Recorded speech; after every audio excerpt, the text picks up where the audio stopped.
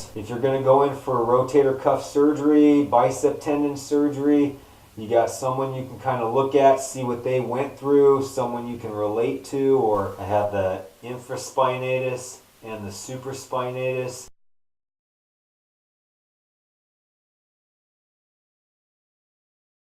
And then the origin of the long head of the bicep cut and reattached.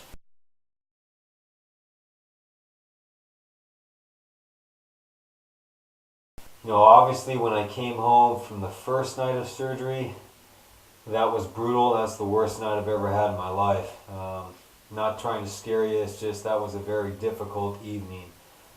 Perseverance is a word. Just get through the 24 hours. First night I probably slept less than 2 hours. Last night I probably slept maybe 4 to 6. The pain is definitely way less. I think the first night, it's the idea of coming off of the general anesthesia and the nerve block. That stuff, it's just not a happy feeling coming off of that. I was miserable. And once I was able to get some fluids in me and then have a little bit of sustenance in the form of liquid protein shakes, that made me feel better. The other hot trick was chewing gum. If my stomach didn't feel like eating anything or I didn't want to drink any more water, I could still keep my mouth moist without having to swallow anything. Here it is again. Today's the second morning. So I'm probably looking at about 36 hours after the surgery.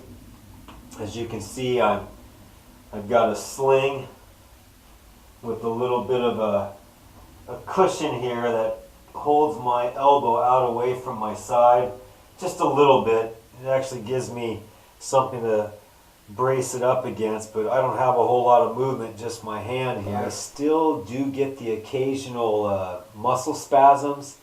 My bicep might fire once in a while. My shoulder, whether it's from the front, from the side, or from the rear, it's been going off all over.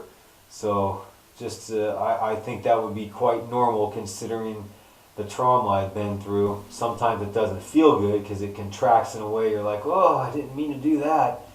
But otherwise it's just like a little spasm and then it stops. What else can I tell you? My throat, remember I had a tube stuck down my throat. So here it is 36 hours later. I still have a little bit of sensitivity. I've been able to eat not only the protein shakes, but I chose non-fat Greek yogurt, non-fat cottage cheese. I would put like maybe a couple spoonfuls of each of those together.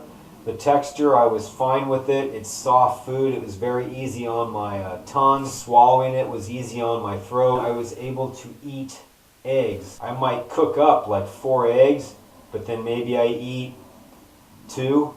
And that's it. I mean, it's just like I don't want a lot in my stomach. I'm still not at a point where I want a lot of heaviness in my stomach. I'm not still in the mood to eat a big meal. Just drinking my fluids, staying well hydrated, flushing out my system. When I do eat food, it tends to be in small quantities. You need some sort of sustenance just so you can have some energy and start getting some nutrients back inside your body to start the healing process. And then I already made my appointment with my doctor, which I see him about 8 days. So that's kind of like a checkup. I'll keep making some videos and give you something to follow so you can see as I progress.